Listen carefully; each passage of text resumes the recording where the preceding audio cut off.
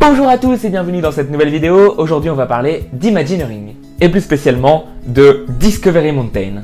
Alors Discovery Mountain, c'est un projet ambitieux lancé par Disneyland Paris à l'ouverture du parc, mais qui ne verra finalement jamais le jour sous sa forme initiale. Quand je vous parle de Discovery Mountain, vous me dites Space Mountain. Et oui, en effet, à la base, Discovery Mountain devait remplacer Space Mountain. Mais c'était un Space Mountain version Mastoc.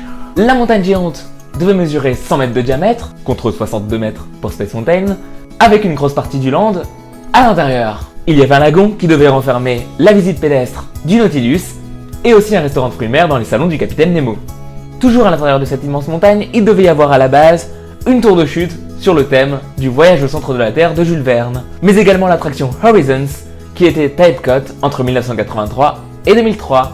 Cette attraction prenait le principe d'un voyage dans le futur avec un monorail où on voyait les avancées technologiques, mais aussi on pouvait voir des gens dans une cuisine du futur, des navettes spatiales survolant un champ, un lancement de fusée, ou encore un voyage au cœur de l'ADN. Si c'est pas excitant. Et en parlant d'ADN, j'aime beaucoup cette attraction parce que la musique nous permet une immersion à 100%, et c'est ça qu'on aime à Disneyland. La musique, c'est un peu du style de ciné magique. Elle nous provoque des émotions et lie les différentes scènes de l'attraction. Enfin, la montagne devait incorporer des montagnes russes sur le thème de la Terre à la Lune. La zone du Nautilus s'est quand même faite à Paris. Finalement, on n'a pas le restaurant, mais on a l'attraction. Pour ce qui est de la tour de chute, le concept fut récupéré pour la Tour de la Terreur à Walt Disney World, qui a ouvert en 1994 avec la licence The Twilight Zone, c'est-à-dire la 4e dimension, la série télévisée des années 60.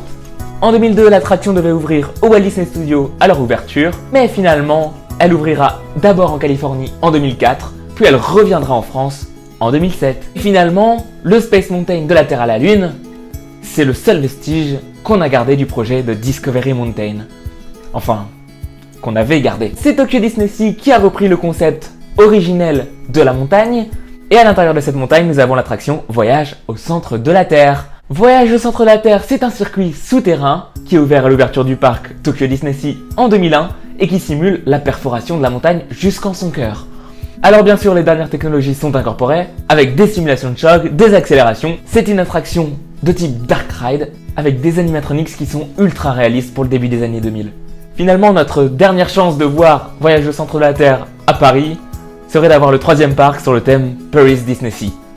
Cette vidéo est maintenant terminée, j'espère qu'elle vous aura plu. N'hésitez pas à aller voir les autres vidéos et moi je vous dis à la prochaine fois.